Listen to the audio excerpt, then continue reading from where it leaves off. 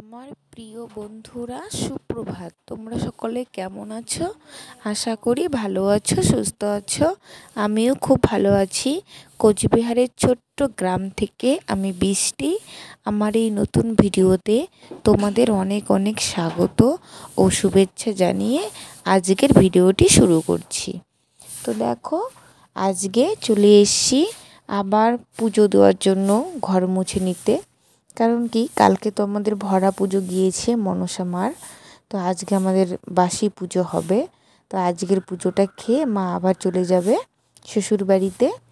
এর জন্য যে ঘরটা আমি মুছে নিচ্ছি, স্নান করে নিয়েছি সকালে, এখন আমি ঘরটা মুছে নিচ্ছি। তারপরে আমি অন্য প্রসাদ টোসাদ রেডি করে নিব। তার কারণ কি, কালকেও যেরকমভাবে পুজো করেছি আজকেও তেমনভাবেই পুজো করতে হবে। তাই জন্য দেখো, কালকে তুমি লুচি আর সুজি করেছিলাম আর ফল প্রসাদ মিষ্টি সমস্ত কিছু দিয়েছিলাম। আজকের জন্য আমি একটুখানি খিচুড়ি করে নিব, মানে ইসের চাল দিয়ে, আতপ চাল দিয়ে মুগ ডাল এনেছি, এগুলো দিয়ে খিচুড়ি করে ভোগ দিব মাকে।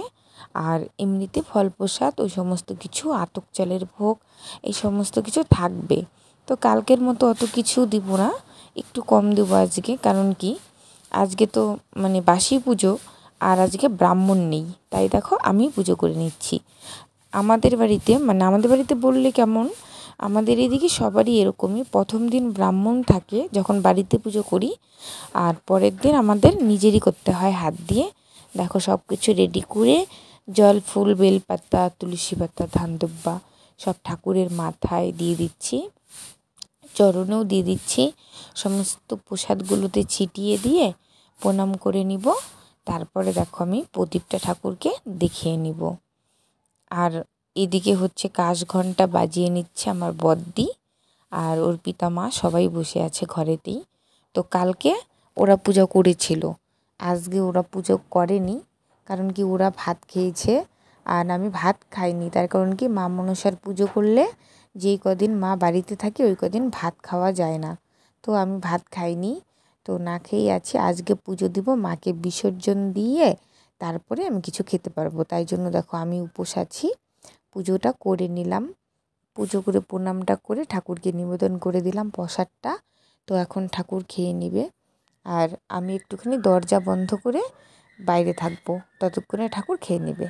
তো তারপরে দেখো, চলে আসি ঘরেতে।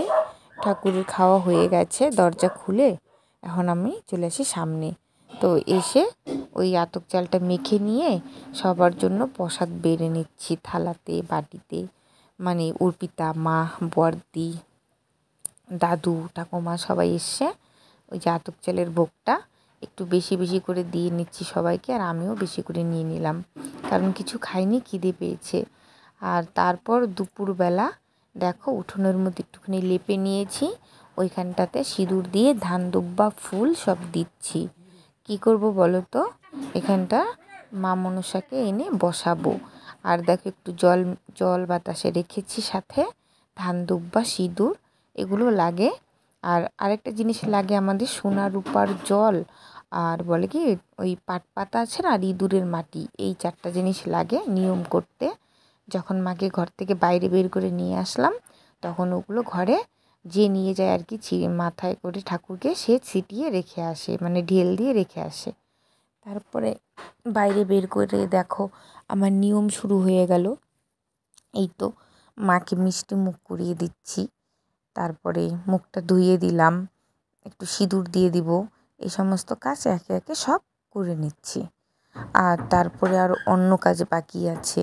আর দেখো, ক্যামেরাটা আমার বড়দিকে ধরতে দিয়েছি, ও ধরে ভালো, তো ওকে দিয়েছি। কিন্তু আজকে এমন করলো, নাড়িয়ে চাড়িয়ে কী অবস্থা করছে, অত ভালো ভিডিওটা করতে পারেনি। তো যাই হোক, কী করব বলো, এই ভিডিওটা আমার কাছে একটাই ছিল, তাই জন্য বাধ্য হয়ে আমি এরকমই একটা ভিডিও দিলাম। তো দেখো, তারপরে আমার জল খাওয়ানো হয়ে গেল, সব কিছু করা হয়ে গেছে। এখন মাকে গামছা দিয়ে মুখটা মুছিয়ে দেব। তারপরে চলে আসবে মা, ওরা সবাই একে একে আশীর্বাদ নিতে মার থেকে, আর একটু করে মিষ্টি মুখ করানোর জন্য। তো আমার হয়ে গেল। এখন মা, অর্পিতা, বদ্দি, কাকু সবাই আছে। ওই যে দেখো, সবার দেওয়া শেষ। এখন আমার কাকু ঠাকুরটাকে মাথায় তুলে নেবে। কারণ কি তুলে নিয়ে পুকুরে ফেলে দেবে দাদু বাড়িতে। আর ওই দেখো রূপা কীভাবে দেখছে মা মনসাকে। এদিকে কাকু চলে যাচ্ছে ঠাকুর নিয়ে, আর ওই দেখো একটু নিচু হয়ে গেল। এই কুসুল আর জলঘট নিয়ে আমি যাচ্ছি কাকুর পিছনে পিছনে, কারণ কি কাকু তো একা হাতে এত কিছু নিতে পারবে না, কে ঠাকুর মাথায় নিয়েছে। আর এদিকে দেখো তারপর আমরা চলে আসলাম দাদু বাড়িতে ঠাকুর বিসর্জন দেওয়ার জন্য। দাদু বাড়িতে পুকুরের মধ্যে ঠাকুর বিসর্জন দেই প্রতি বছরই, তো এইখানটাই দিব।